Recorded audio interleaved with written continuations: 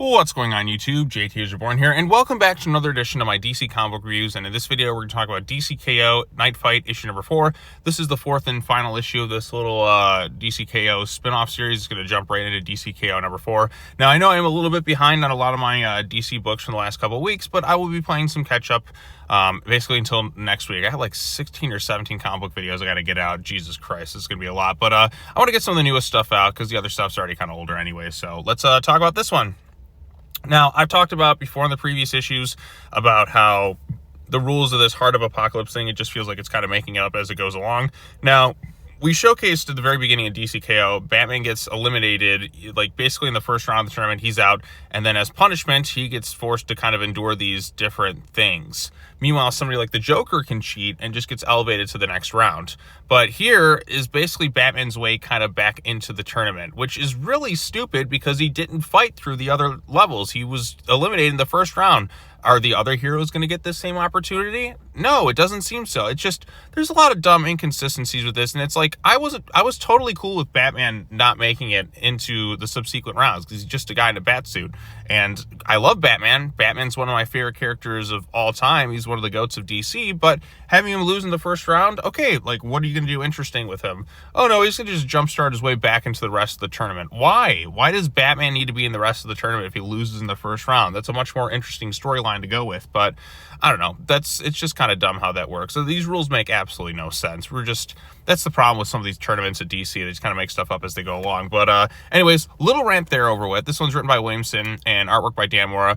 The reason I think people are mostly intrigued about this is because at the end of the last issue, it showed a version of like a Gotham future where Damian was in charge. He basically, we come to find out, became a doctor, and he has a son named Alfred.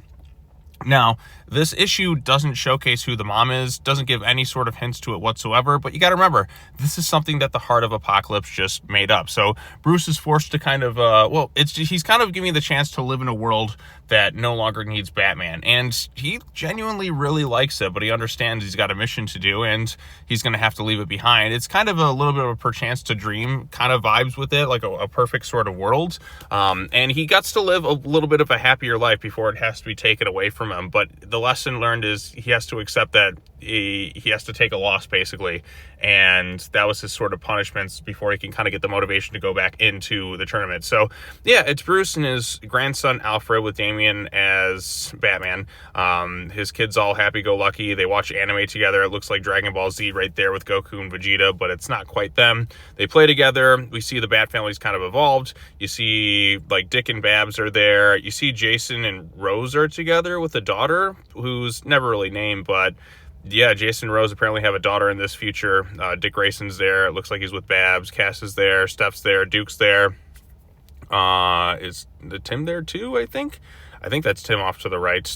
So yeah, and you got some other people in the background and all that other fun stuff. So yeah, they realize this is kind of a fictional world, but they're going to help him to beat the Heart. But this is something the Heart kind of manifested. Is it like creating an AI that kind of turns on its creator sort of way? I don't know. I guess that's the vibes I'm going for. But Bruce seems to be kind of making something called a bat box, and I think that's his means of like winning the tournament. He's going to make this thing like an actual reality, because he's kind of enjoyed being a part of it. So him and Damian fight.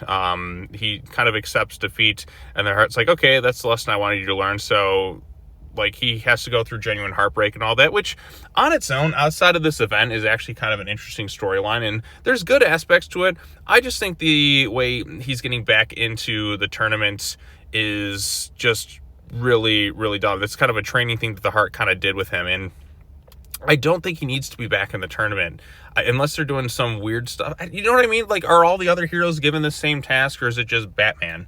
So that's the dumb aspect to it.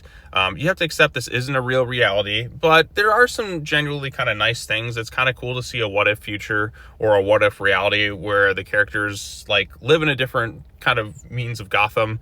Interesting to see Damian has grown up to be a doctor in this reality and also was Batman at some point, but he kind of changed the whole landscape to where it doesn't necessarily need a Batman.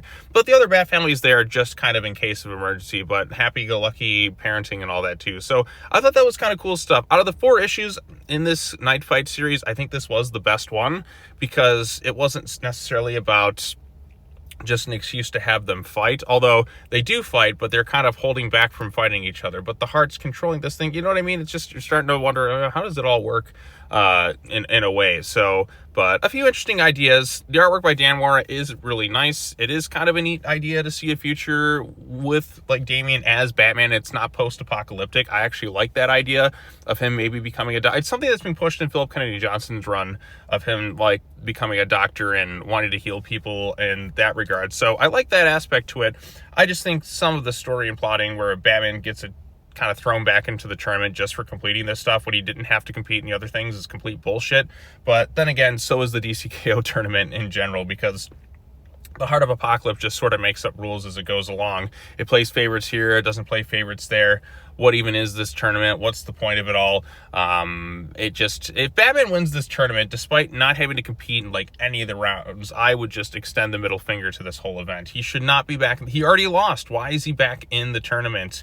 You know what I mean? It just a few things that kind of frustrate and kind of hold this thing back. Because on its own, the stuff of Bruce like living a future where he's kind of happy not really being Batman and like living with like being around his grandson and the rest of his family is a nice one. It reminds me of Perchance to Dream, the famous Batman the Animated Series episode, but in a different way, where he has a chance to kind of they know this reality is not real, but he has a chance to maybe make it real in some sort of way. And using that bat box, I think that's what he's going to end up doing. Or maybe it gets destroyed and he just has to kind of live with more pain. Or perhaps seeing that influence, he's going to take that knowledge and maybe try and make that a reality in his own reality. So a few interesting ideas there, but we'll see how it all pans out in future subsequent like main DC issues. Maybe he talks to Damian about the whole idea or something like that.